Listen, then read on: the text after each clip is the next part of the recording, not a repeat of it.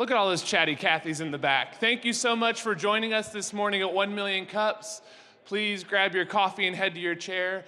My name is Kyle. I am one of your community organizers. Can you please raise your hand if this is your first time at 1 Million Cups? Awesome. Yeah, that's a nice batch. So here's the deal. Two entrepreneurs are going to come up on stage and tell you about their companies. After that, we will turn it over to our experts to ask a few questions, and then you will have the opportunity to ask a few questions. So please listen closely and be ready to ask challenging questions to our entrepreneurs today. So like I said, I'm Kyle. I'm one of your community organizers. This is Tyler and Courtney and John and Luke, who I purposefully go to last because this is his last week as a community organizer for 1 Million Cups. Let's have a round of applause for Luke. He's done a lot to make this happen. Luke is a terrific, inspirational entrepreneur. You will certainly see him around if you ever go to KC Crew events, which you definitely should. So thank you, Luke, for your service. We look forward to having you back in the future. All right. So please, if you have not already, pull out your cell phones and download the 1 Million Cups app. If you go to 1millioncups.com and scroll down to Go Mobile, you'll be able to download it there. Logging into the app will allow you to provide feedback to the entrepreneurs and also to receive all the community announcements. So you can have an idea of all the wonderful things going on in the startup community here in KC. So I mentioned our expert panelists earlier. I'm going to turn it over to them to introduce themselves to you. Hello, I am Caitlin. I am with KC SourceLink. KC SourceLink is a not-for-profit program of UMKC Innovation Center, and what we do is help entrepreneurs and small businesses start and grow. Good morning. My name is Vincent Rodriguez. I own a couple bike shops here in Kansas City, Velo Plus. I also own a coffee roasting company, and as of late, a handmade chocolate company called Maps Coffee and Chocolate as well. Thank you. Excellent. Thank you both for joining us. Let's have a very warm welcome for our first presenter, Dustin with Fan Food.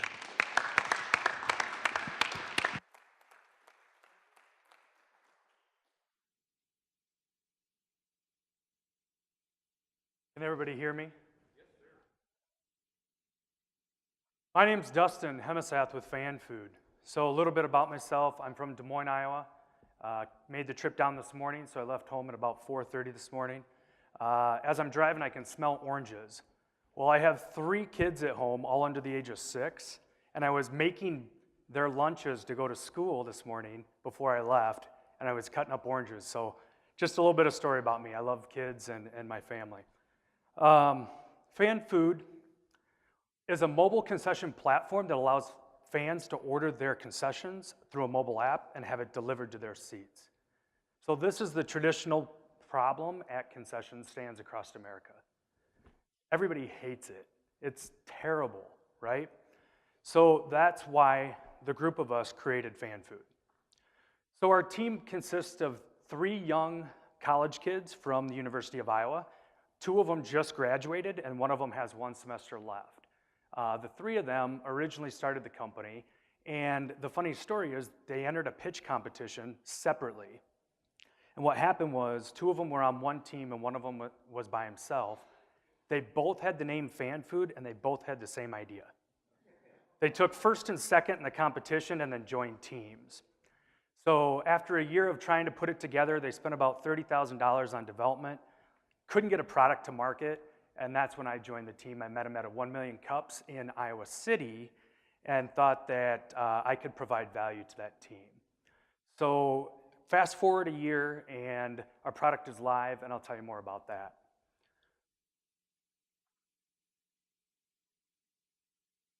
Oops, sorry there. I'm supposed to play a video, but it's not starting.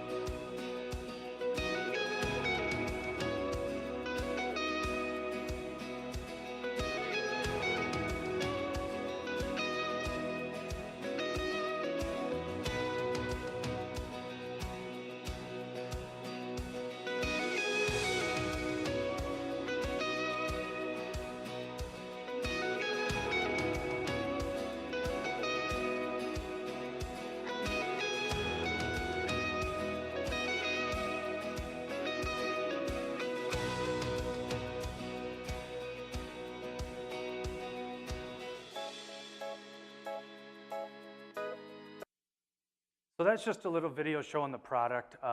It's a 3-part system that allows fans to order from the free app, allows runners to actually receive the orders on their own app and then deliver them. And then the concession stands have a platform to manage the queue and see all the data about what's happening behind the scenes. Our business model is set up where we take a convenience fee from the fan. So depending on if they're doing express pickup or delivery, they would pay a certain amount, and it's also based on the size of the facility we're offering it at and the market they're in. Then we do a revenue share back with the venue where we take 8 to 15% of the revenue that we generate. And then we have licensing options, sponsorship options with brands within the app, and then finally, content marketing is kind of a long-term strategy for us. So the concession industry, one of the things I wanted to mention, or at least ask everybody, so how many in here have gone to a sporting event this year? Pretty much everybody, right? So how many of you ordered something at the concession stand? Yep, so the number decreased drastically. So over 60% of fans in 2015 did not order from the concession stands, which cost the concession industry almost $15 billion.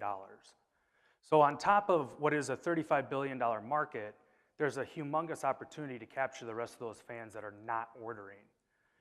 In America right now, 30 minutes is the average wait time at a concession stand. So how much are you missing in that sporting event or that concert that you're going to because you're standing in line?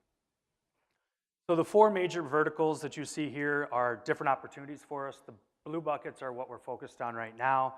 And we do have some of the professional venues that we're getting into at the same time. So we launched live on May 9th down in Austin, Texas.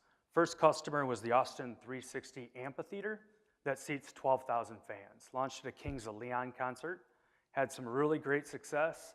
Then we did the Train concert following that, and now we just signed the deal to do 12 more concerts down there. On top of that, the amphitheater is owned by Circuit of the Americas. Circuit of the Americas is a F1 raceway that seats 120,000 fans over 6 races. So we're gonna get to do 3 races this year with them to offer fan food to 120,000 people over a 3-day period. So that's gonna be really exciting for us in September. On top of that, we just, prior to that launch, signed our deal with Feeding America, which is our partner to do the delivery side of our business.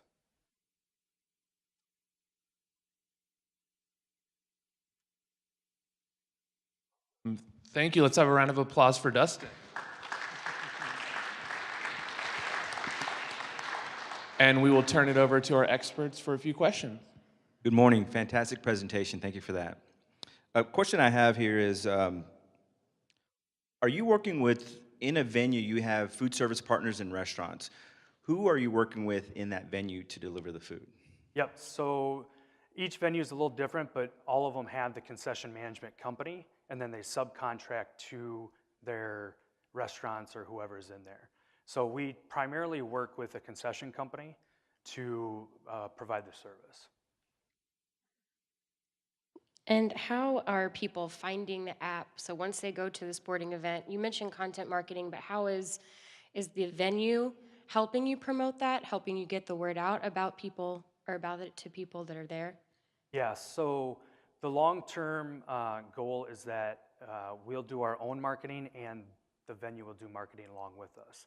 However, what we've learned is if it's a major venue, you have to pay for that. It's a pay-for-play type of scenario.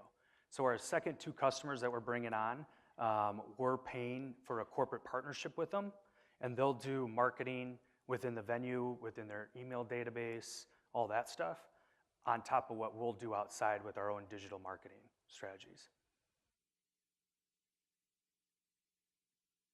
All right. If the audience has questions, please raise your hand and we will come over to you. Right here in front. Nice presentation. So I'm curious what kind of pushback you're getting from the venues that you're going into. Is there a logistics concern with other vendors in the stands, or are some of the food vendors feeling that somehow they're being cut out of this? Just curious what kind of roadblocks you're running into. Yes, so the concession companies are pretty traditionalist, right now. They know the technology is coming. It's been tested over the last 6 years, so it's not new by any means.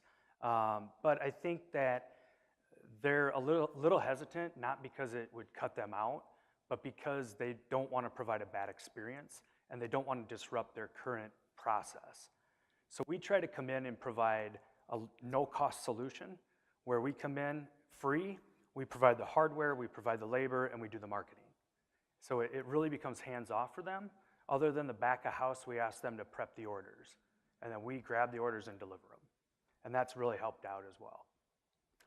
And on top of that, they're subcontracted under the venue. So as long as we have the relationship with the venue, then they kind of push the envelope with the concession company. Question in the middle. All righty, fantastic presentation. I think it's a very interesting concept. My question for you is, how will you guys communicate to the fans via social media? Because I think with a strong tool that I was recently at a Red Hot Chili Peppers concert, and we noticed there was a lot of social media going on there. So how would you interact with the venues and on social media to social media? That's Great question. So we're not focused on getting downloads all over the country, right? We only want to focus on getting downloads within the markets where we have venues. So up to about an hour before the concert, all the way, or the event, all the way through the end of the event, we're using Snapchat, Facebook filters, Twitter, all of the social media platforms to geolocate our advertising right to that venue. So they're seeing content right at that time, and it's really driving some great feedback and great numbers for us. Over here in the back. Hi. Along with your social media outreach at the time of the event, could you dive into your content marketing strategy a little more?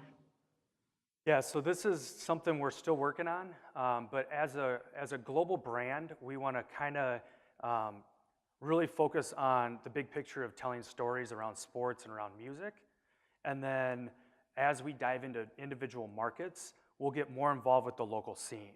So like for instance, we're in Austin. Austin is a huge music scene. So really focused our content on the music scene in Austin. And still trying to figure out how we break that up so that it doesn't become one big mess in our social media portfolio. Question in the middle. You mentioned waiting 30 minutes in line on average for a lot of fans. So what's been your average wait time from the time the order is placed to received? Yep. So as of now, we are not live with a delivery service. We are live with an express pickup at the concert venue down in Austin. Average pickup time is 3.5 minutes. We're not seeing the data we want to see because we're not doing delivery. So in July, when we go live with our first delivery client, we'll get some more data.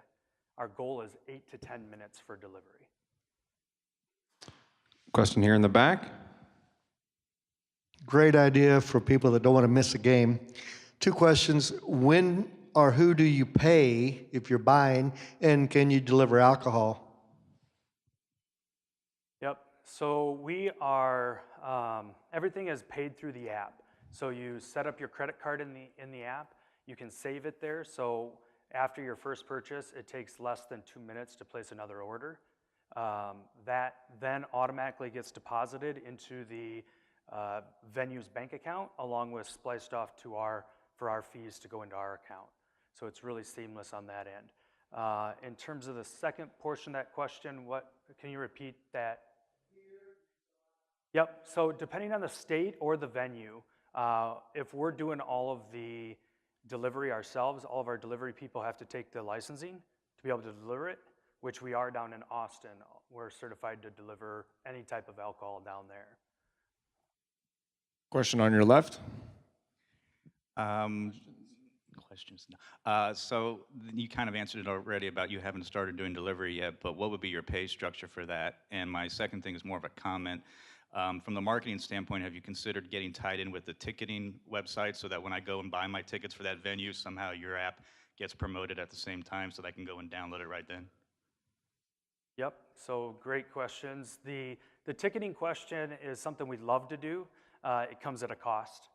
Every app out there that wants to get in front of those people is asking those same questions.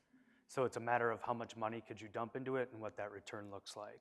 For the first question, could you kind of repeat that one more time, just so I can? I was just curious what your pay structure and your labor force once you start doing delivery will be, if you've already thought about that. Yep. So in our partnership with Feeding America, we're working with all the local food banks to get staff. And then what we do is provide a minimum, depending on the market we're in. So if we're out in California, minimum's $100 per staff member per event. If you're here in the Midwest, we can get away with $40 to $50 per event.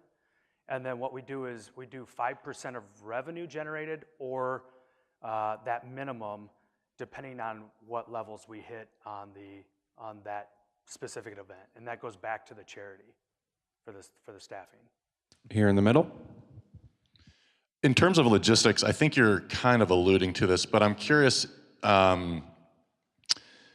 currently the express delivery service, I'm assuming, is sort of a queue separate from the standard concession line queue. As you move into a delivery model, I'm wondering if, inspirations, maybe it's like Uber Eats or Seamless in New York City, where you're able to leverage, instead of staff, other guests at the event to sort of serve as the runner, and they get, some fraction of a fee, and kind of what your thoughts are in terms of that delivery model.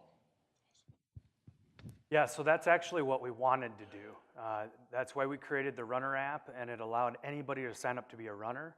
Then we'd have to go through a vetting process to be able to vet them to be able to do it.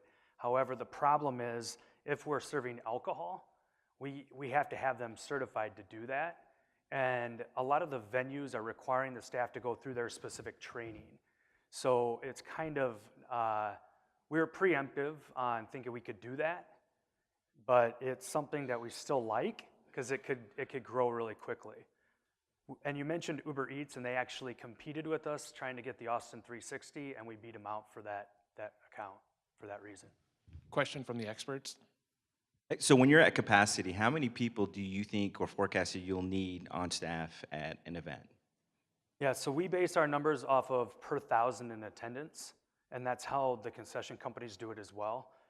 So when they look to staff their concession stands, they look at, okay, how many thousand people are actually going to be here, and then they staff according to that.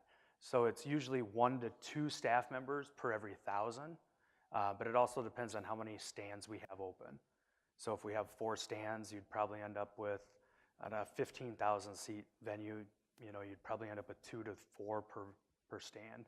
Just depends on what they're ordering. Question from me. So you said earlier that you monetize this by charging the fans a convenience fee. That's confusing to me as a business model, because you explained in your presentation that the vendors are missing out on this huge amount of income because people won't leave their seats, and the fans are missing out on seeing the game, but there are TVs and they're drunk anyway. So can you explain to me why this business model makes sense to you? Yeah, so we would love to charge the venue. We'd love to charge the concessionaire, but right now they're not willing to pay for that. So they're still reluctant on that. We do the revenue share wherever we can get them to say yes to that. So the low-hanging fruit for us is that convenience fee to the fan. Ultimately, we'd love to get rid of that because we could increase engagement, increase orders, but you got to find a way to replace that number. Question here in the middle. Hey, great presentation, by the way. This is an awesome idea. I have 2 questions. The first is kind of simple. Do you have competition in the space right now? Yes, so there's 4 or 5 other competitors doing it. A couple apps that just opened up last month trying to do it. And I guess my follow-up to that would be, what separates you from the pack? So we're the only ones right now offering that no-cost solution and the labor solution to go along with it, along with being willing to pay for marketing within the venue. So everybody else is offering it as a software as a solution. Here's the product. Oh, by the way, you got to go buy the hardware to do it, and go figure it out yourself. Whereas we're like, no, that's not working. All of our competitors that have been around for 3 years have less than 10 venues using their product. So we figured we'd take this other approach and see if we could get in quicker and faster. And we've been able to sign deals in 3 months versus 6 to 8 months. with this process. Question in the middle. Oh yeah, I'm going back, I think, to the question before about charging the customers. I mean, everybody here went to a sporting event, and then a very small percentage had gone to the concession stand. Part of it, you don't want to miss something. Part of it, too, is that the prices are already pretty outrageous. So the fact of wanting to pay another $2 to $6 to get that delivered, that'll be kind of tough to pass over. It's proving the value, and you showed it up there with the missed revenue to the concession stand and all that. Is proving the value that you can bring and how to deliver that where they bear the cost. I mean, relying on the customer to pay for it is going to be kind of a tough haul when you're already paying $12 for a beer or $14 for a hot dog. It's really trying to add on to that cost. I don't know what the threshold is there, but proving that value to the concessionaire and how you can offset that is got to show what they can do to bear the cost, because they're only going to get growth from it. Yeah, so right now in the industry, about 5 to 10% of fans will use it at a venue. And so our model is based off of that. So we know that 5 to 10% of fans out there have a different thought where they think, oh, I've paid all this money for my ticket, I need something to eat, I'm gonna drink here, I might as well have it delivered to me and enjoy the event. So our model is based off that 5 to 10%. And then in the long run, if we can get that value brought back, we can then get rid of the fee, get up to 15 or 20% of usage, but somehow you got to replace that revenue, which is pretty significant for those companies to decide to fork out that money. All right, question in the middle. Like everyone else has said before, you had a really good presentation and whatnot. I've got 2 questions for you. The first question is, who are you guys partnering with, or what venues have you guys been partnering with, or what kind of organizations have you guys been like doing a venture with? This would be something, if I was a venture guy, I'd be thinking, okay, this would be good for a partnership, or with like a stadium, or with a ticketing website, or stuff like that. That's the first question. The second question is a personal question. If you don't want to answer, I do apologize, but how are you guys going to profit out of all this? So like, there's convenience fee of this, and this, and there's like 100,000 users. If I was part of the, let's say I was part of the company and I was a founder, how would I profit, or how would you guys profit at the end of the day? Great question. So the first question is, strategic partnerships are going to be very important to us. There's 7 or 8 major concessionaires around the country. Some of them have hundreds of facilities that they manage. So proving out the value at a couple of them could allow us to then create partnerships with those venues.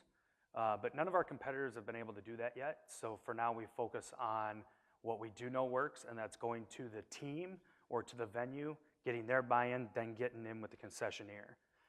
Long-term, those partnerships will be important. From our standpoint, Fan Food, the name, and working with Feeding America, we're feeding fans in their seats, and we're feeding the hungry in America. So we kind of tie that in on a philanthropic side of it, and we think that will separate us from everybody else as well. On a personal side, you asked about what we see out of it.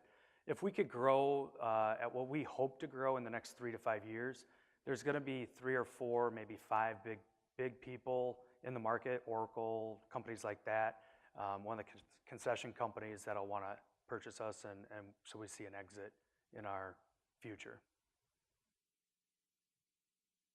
You mentioned some different venues, high school, college, professional, concerts. Do certain types of venues have more of an acute need for a concession app, and kind of what's the driving factor there? Yeah, so we started out last September in the high school market because none of the competition was even looking at that market. So we thought, you know what? There's 28,000 high schools. If we just lived in that space for a year, proved out the technology, we might be able to eat up a chunk of the market with nobody else even seeing us. However, after a couple high schools, a couple events, we realized that the margins were so low, the price point was so low, and the need was so low that it wasn't going to work. So we moved on and just started calling anybody and everybody when it came to venues and got our first 4 partnerships lined up, and they happen to be major venues. So I think the major venues where you see large crowds is where it's at. Could be music festivals, could be concerts, could be any major sporting event. All right, question over here. So based on the venues that you've partnered with to this point, have you seen any increase in revenue with using your product as opposed to previous events at those spaces? Yeah, so we've only had 2 events, May 9th and May 20th. We have not seen significant growth for them for 2 reasons. The first one, it rained. So instead of having, and this is part of our business that we're just going to have to start to put into our model. You know, they were anticipating 11,000, 12,000 fans, and they had like just under 8, right? So we had staffed it for 12. They had staffed it for 12.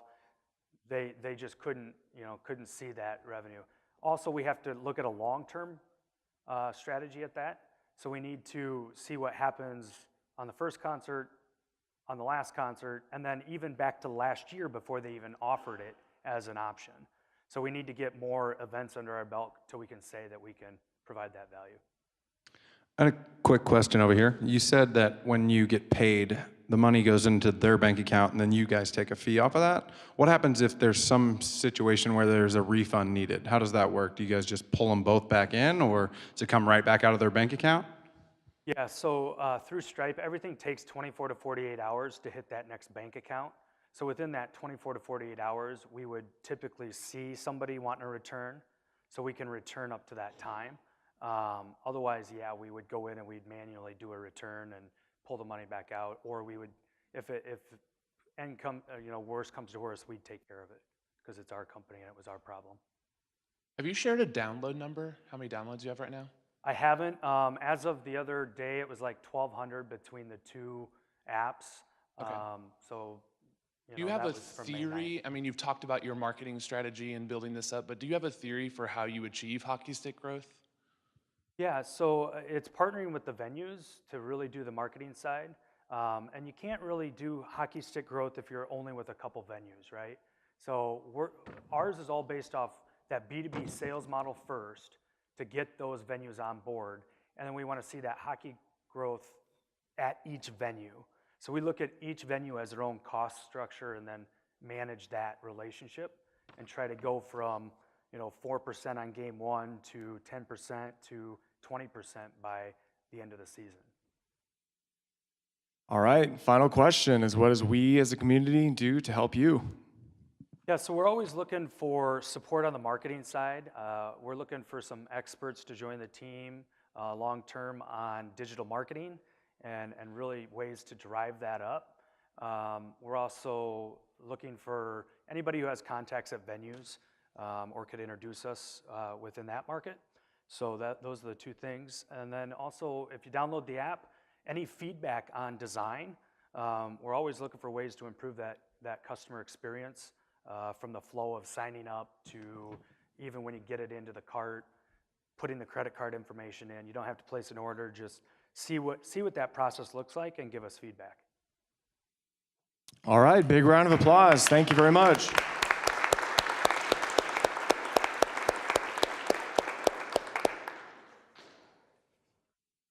All right, it's time for your weekly edition of Mug Club. If you've been to 1 Million Cups 10 times or more, please raise your hand. If you do not have one of these fancy mugs, keep your hand up. One in the middle? Hi. Would you like to tell us your name and why you come to 1 Million Cups on a weekly basis? My name's Kristen Thomas. I'm with Millbank Manufacturing. I actually haven't been in a while. It's my first time back because my friend Sheree was like, hey, let's go to 1 Million Cups. And I've enjoyed it for a long time. I just had been traveling quite a lot. I like coming to 1 Million Cups because I like to hear about what's going on in our community, see what kind of new businesses are coming up, and, of course, network. Well, welcome to the Mug Club. All right, and it's time for our weekly edition of Audience Connection. If you need help with presentations or pitching, raise your hand. Anyone? 1, 2, got a few.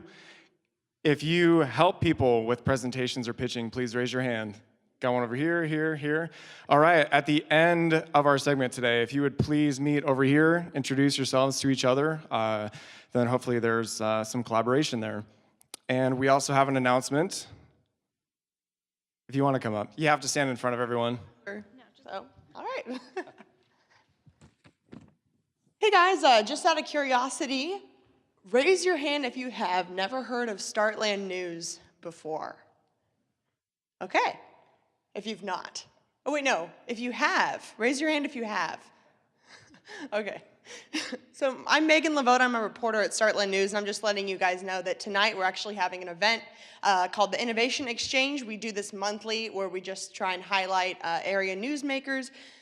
Tonight it's going to be at 4:30 at Think Big, and the topic is mental health and entrepreneurship, because you might not know that entrepreneurs actually are statistically more likely to suffer from mental illness. So we're going to kind of discuss why is that. So yeah, hope to see y'all there. Thank you. All right, and our next presenter is Glasswater lead-free lures. They're taking on the use of lead in the fishing tackle industry to eliminate the nearly 2,000 tons of lost lead tackle that goes into the water each year. So with that, please give a warm welcome to John King.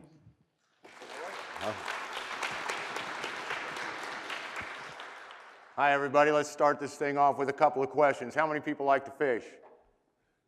Awesome, awesome, awesome. How many people drink water? All righty. That's pretty much everybody except a few people. We'll talk about that later. But we all have something to talk about.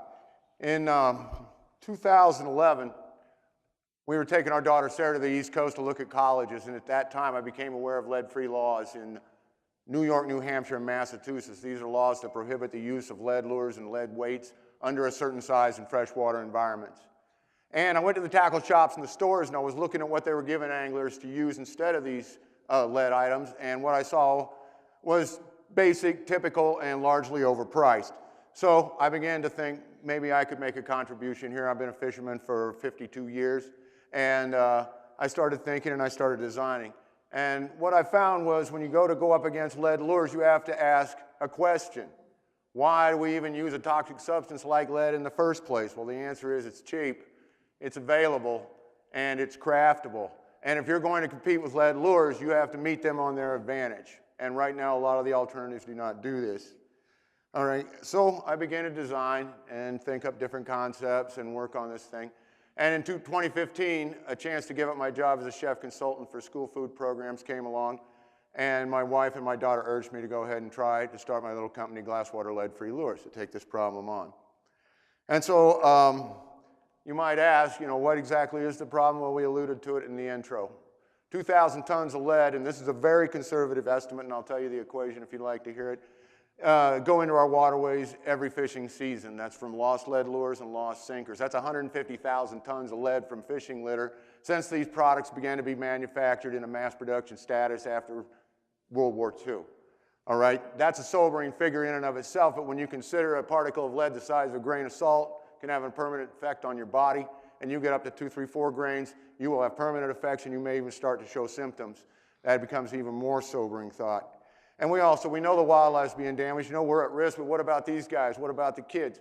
We know that they get, toxins act on them more severely than they do adults. We know that having a source of lead in the house is just another toxin, so you got a tackle box off in the garage or off in the closet. Parents have to worry about that. And finally, I don't want to tell this young man right here that he has to throw a toxic substance in the water just to go catch a bass, because he doesn't. You can go to the State House, and a lot of people are doing that, and we can try to pass laws, but I believe the free market can solve this problem most of the way or entirely. If we give fishermen solutions that are lead-free and we convince them, we show them that it's as good, or in the case of my lure, Angle King, better, and we give it to them at a fair price, then 99 out of 100 will switch over and do the right thing because they know a clean environment means better fishing. So I began to design away, and between 2011 and 2015, I'd come up with a lot of different ideas, and I didn't know which one to pursue. And on an unseasonably warm February morning in 2016, I woke up with this idea for a lure in my head. I ran down to my craft bench, I made a prototype, I ran out to the pond, moved it around, loved the action, threw it out, 2 turns of the reel handle caught a humongous 15-inch crappie, and I knew Providence. I knew I'd found my direction, okay?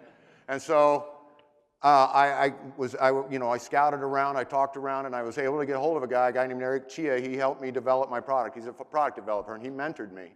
And I moved it from a benchtop proto to we're ready to go into production now, all righty? And so, ladies and gentlemen, I give you Angle King. Angle King catches them all. Bass. I got an angle on it. Pike. The angler's angle. Walleye. Found my angle. Crappie. Yes, playing the angle. White bass. Wipers and stripers. If you chase predatory game fish, now you've got a new angle. Angle King.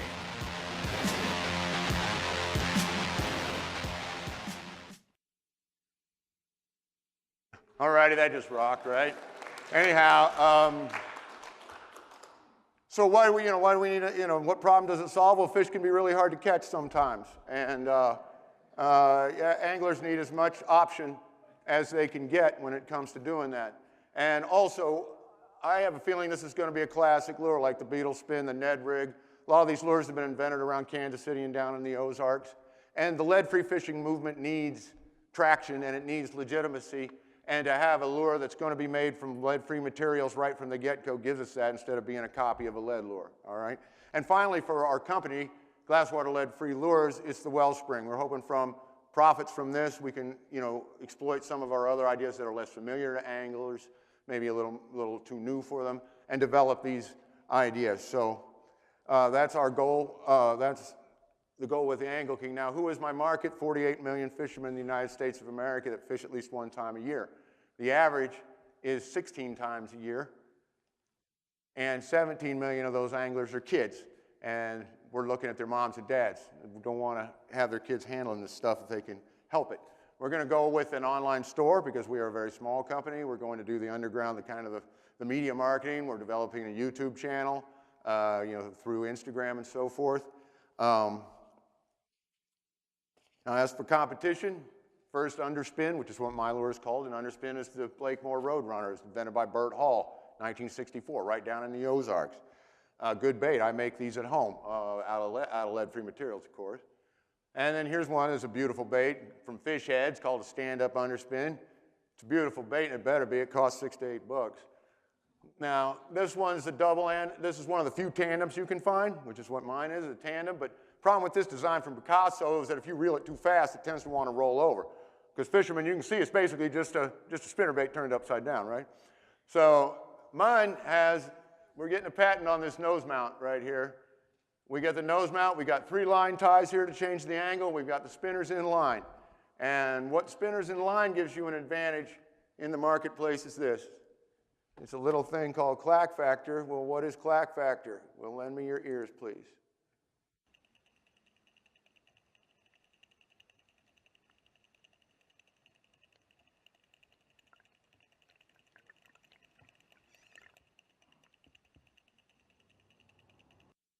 And you show that to a bass fisherman, his eyes are going to go boom, because baits that produce a lot of hydraulic noise like this are a very hot topic right now in fishing, especially bass fishing.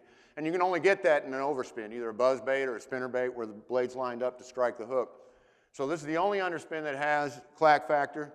And not only is clack factor a hot topic, but for big bass, especially under adverse conditions, the underspin is an in-demand lure. But we got these, they work on any predatory game fish. So we are a small company. We've been in the small business before. My wife and I were chef owners of Sarah's Cafe, for example, from 1996 to 2004, right over here at 59th and Holmes. And then we went into food consulting for school foods. All right, and we've got this, at a mom and pop level. We're about ready to go into production, but we don't have much resources, so we're just going to kind of, shoemaker it along. But so what I need, what's kind of holding us back is lack of resources, lack of the knowledge to effectively use those resources, no experience in growing a company from a small level to a large one. But I'm here to tell you, when it comes to this cause, because it's more of a cause for me, I'm going to keep going no matter what, small company, big company, worldwide, next door, it doesn't matter to me, because clean water is too important. And for me, it starts with Angle King, because Angle King catches them all. Thank you very much.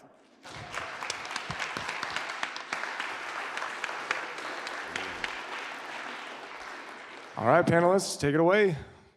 Thank you very much. That was a great presentation. Oh, thank you. And if you're looking for resources, we have over 245 in the KC SourceLink network, so I will give you my card.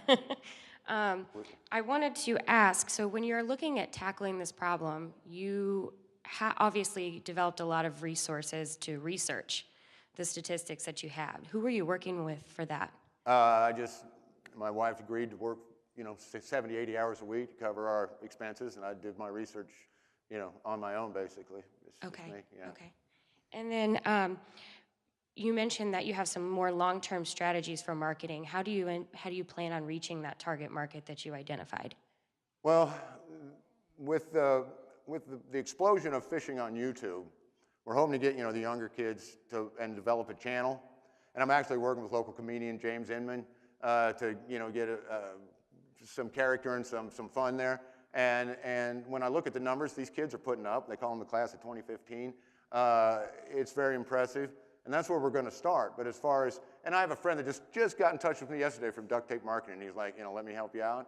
So I'm going to start off with just the media as much as I can, because I can talk to these entrepreneurs. I mean, don't get me started telling stories, because I'll ruin all our time up here, But I met a guy on Instagram, and he's using media. He's so oversold now, he can't keep up with his. He's in the same problem I am, basically, Jerry's Jigs. So learning how to move the marketing to more conventional, and so many experts come at you that are experts or experts. And that's another concern, telling one from the other, so. Yeah. And so the video that you played, do you plan on addressing the distinction between your product being that it's lead-free? Do you plan on bringing that more into your marketing strategy? We're going to bring it in, but not in a way that's in your face. Because, what are people to do? You can't put people down for doing what they've been taught. And you can't put people down for not buying something they can't get. So we're going to go after them because this is a good lure. I don't care what it's made out of. And they're going to, because people don't fish to save the environment. But, 99% of fishermen or fisher folk are environmentally aware. So if they can get this lure, we're kind of sliding it in, what I mean? It's not an in-your-face type of thing, but we're going to, keep showing that what we're doing is just as good, so why not? And we're going to get the price where it's not a slap in the face either, There's nothing wrong with basic green solutions, but they come out, they're incomplete, and they tend to be costly. And as things get better, I'm going to try to be one of those guys that gets things to get better. Fantastic presentation. Thank you for your concern and your focus on clean water. We appreciate that. So what is the cost comparison to your product versus a lead lure? Question number one. But two, what is your hope in yearly production? What's your output and capacity? Well, right now I'm working with Cast Industries, and they will do runs of 100 up to whatever I need. I first showed this to Hook Solutions down in Warsaw, Missouri, right there off Truman Lake. David Airy, he took one look at it and he says, your only problem is going to be making these fast enough. And he says, I think you need to talk to Cast. So Cast is a one-stop manufacturer. It's like my lure, lead costs $2 a pound if you buy train cars loads of it. Tin's about 11. So it's twice as much for the metal, but metal isn't all it's about. The rest of the components, of course, would be this comparable. And one of the things is, I'm not out to, we're going to, like tin business is one of the more expensive materials, but we can save by not taking so much for ourselves. I hate to say that, and there's probably a bunch of people just go out the door, right? But the thing is that, I just want to get this accomplished as and make some money too, of course, but we're going to compensate in certain areas by making less is all, if that's what it takes. And we found other materials like iron, concrete, plastic, glass, stone, that are inexpensive as lead or near to. And so on one hand, we're going to absorb some costs that the lead guys don't have to, but they're playing right into my hands anyway, because what they're doing is they keep bringing the price of no lead down while they're bringing the price of lead up. And the events are going to be in the middle. So I don't fish, but if I were a fisherman, how many of these would I buy in any given year? Well, of course, you have good luck with it, then you go out and lose it, just kind of, but that's theoretically. I would say your average fisherman, if he likes a bait, will usually buy 4 or 5. And actually, it's built on a jig principle with the one hook. So unlike, the treble hooks, this doesn't hang up as easy. You can really get into some stump knocking and get into what we call timber with it, and you can come out with it again. So I'd say, 4 or 5 a year, right off the get-go. All right, if you have questions in the audience, please raise your hand and we will come to you. We have a question in the center. You said that you've patented the nose part of the lure, the spinner. Do you have intellectual property on the embodiment of the glass, use of the glass? Is that proprietary to your company? Or can anyone do that? You mean, well, the head weight is actually made out of tin bismuth, and the eye is what's called 3D eye. It's not really made out of glass. But no, there's no proprietary on what metal. I don't know if you could even do that. The thing about the nose thing is that, one of my buddies was like, well, gee, they put a spinner, in line. They put one over. They put them under. They put them on the back of the lure. And he goes, now there's only one place left for you to go, King. And so I hung one on the front. And it made a world of difference. I can't believe nobody had thought of it yet. Question over here.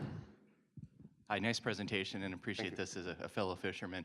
So did you say they're made from tin bismuth? Is that an alloy? Yeah. And what's the concentration of both of those in the alloy? It's about a 60-40. Okay.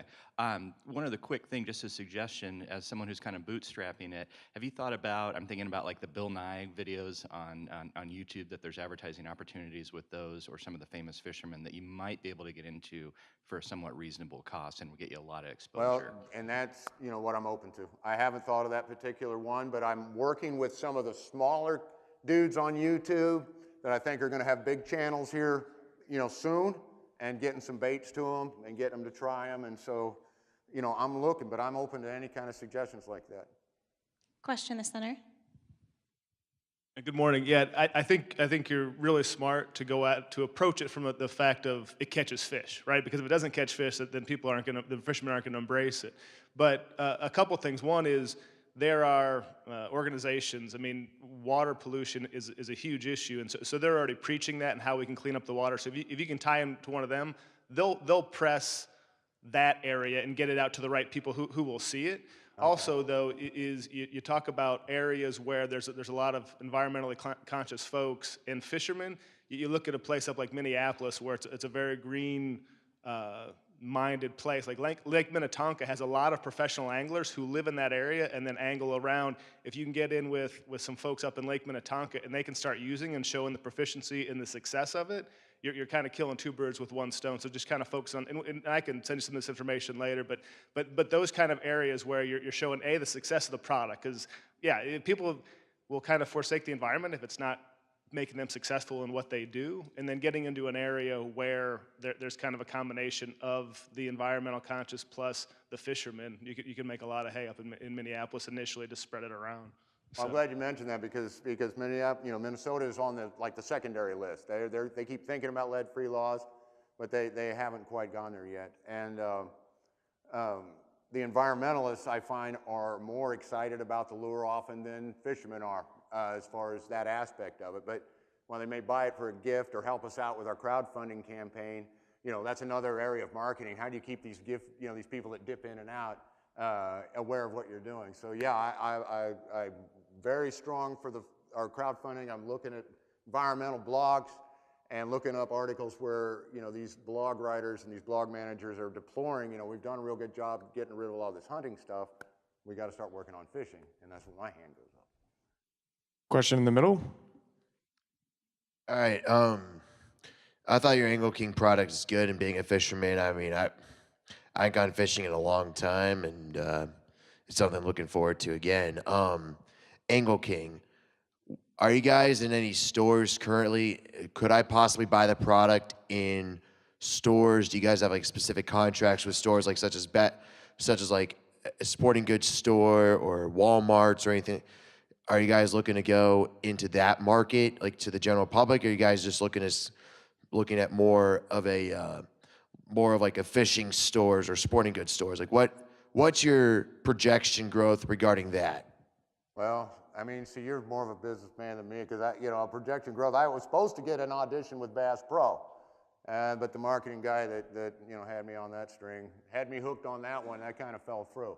but you always have a plan B, plan C, plan D, right? So right now we're sucking back in. But that experience was great because he told me, when they order, they're going to order, 12 to 20,000 of them at a time, yada, yada, get your manufacturer together. And that's what, lit my fire to do that. But sir, right now I am just turning them out by hand. I haven't made my first production run yet. I've got a relationship with Cast Industries and we're ready to go. And we will start putting them out next month. But they're going to be online sales at first. And then when we can move to more traditional retail outlets, you better believe we're going to try to do that. Question back left. Is lead-free a big selling point? Obviously, that's what you're talking about. How do I know when I see your packaging that it's lead-free? And is there a certifying organization that would give me more faith in that? Well, I'm sorry to cut you off. Well, lead-free is a selling point, especially to the younger folk. There's 2 or 3 different symbols. Like Bass Pro uses one. Some other tackle outfits use a different one as far as to put lead-free on the label. This is just a quick mock-up that my wife threw together for me. But yes, it will be on the label. Like I say, we'd be real careful because, some people are real touchy about, tradition and what they've done and, feel a little threatened by new stuff. So when we bring it in, people that are going to jump right on the lead-free will do it. People that will begrudgingly come our way, we're going to get those guys too. But yes, it depends, and your age demographic. The younger the fisherman is, or the more, if they're a parent and so on, then the lead-free becomes a bigger selling point. Question in the back. I think you've got a great idea here. My neighbor, I actually started to invite him today, but I couldn't get a hold of him.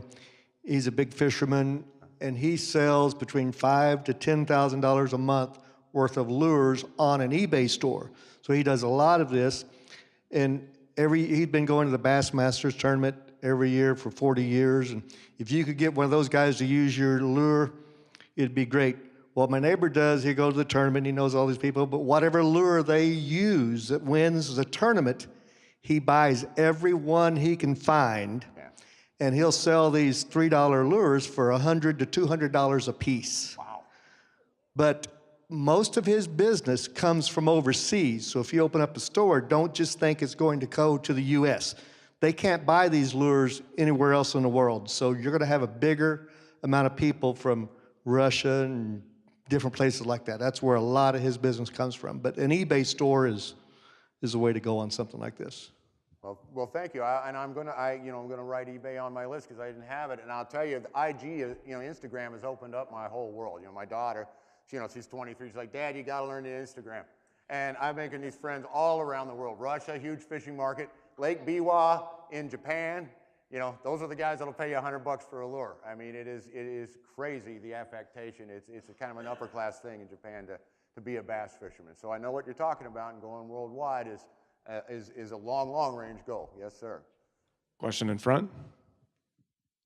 Hi, real quick. It's more of a comment. Have you looked at interfacing with children's hospitals and looking at the environmental research that's going on right now between lead and what's making kids sick? And just those studies are happening for the last 20 years to try to figure out what's in play.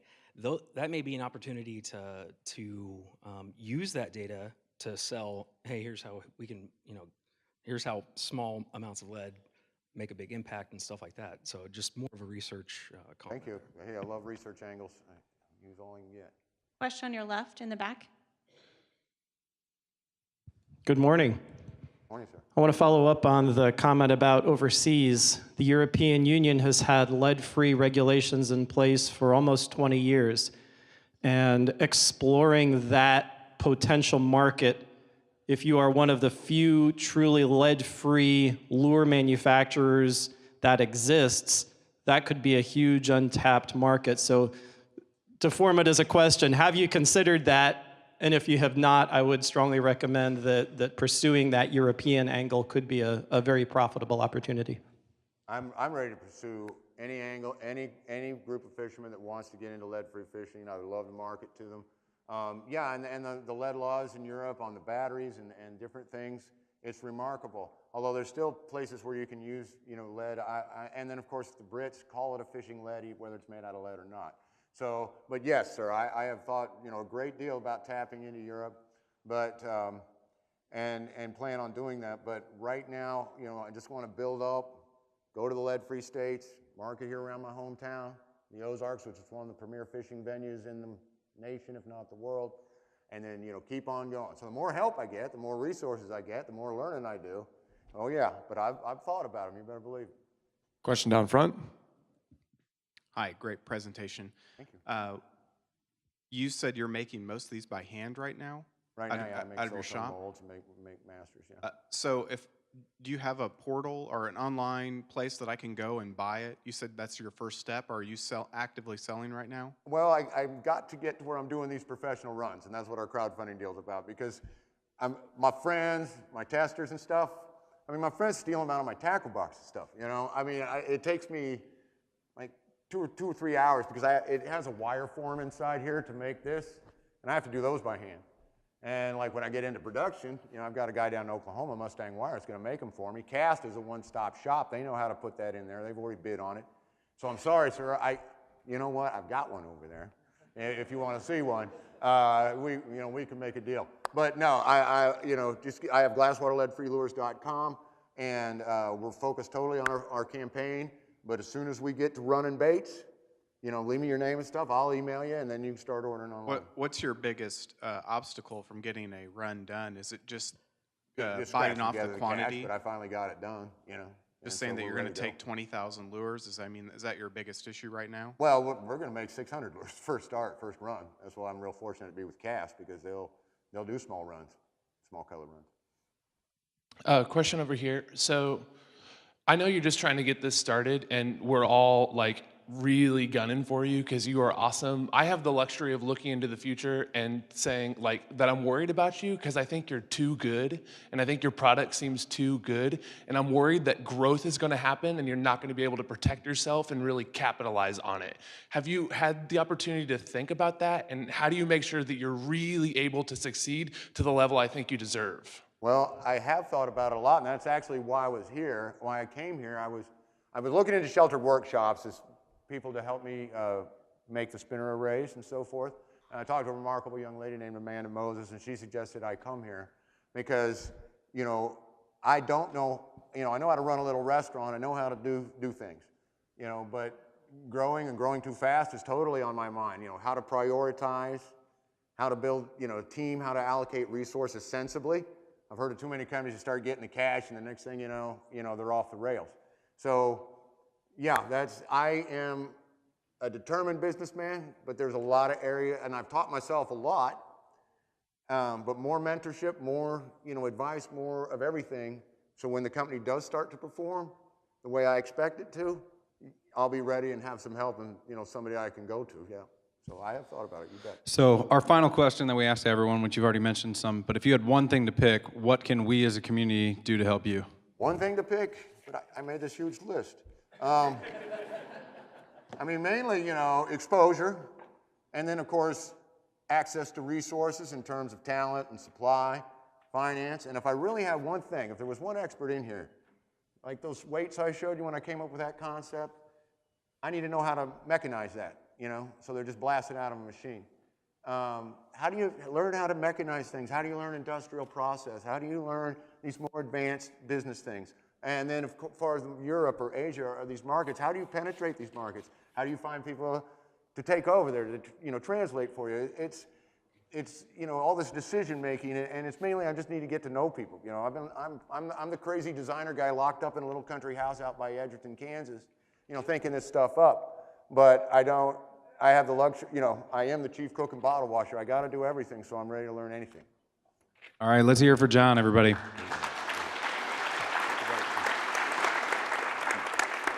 So with that being said, if you didn't get to ask your question, or if you guys can help out, please come on over after we're done here and talk to John and talk to Kyle with Fan Food as well.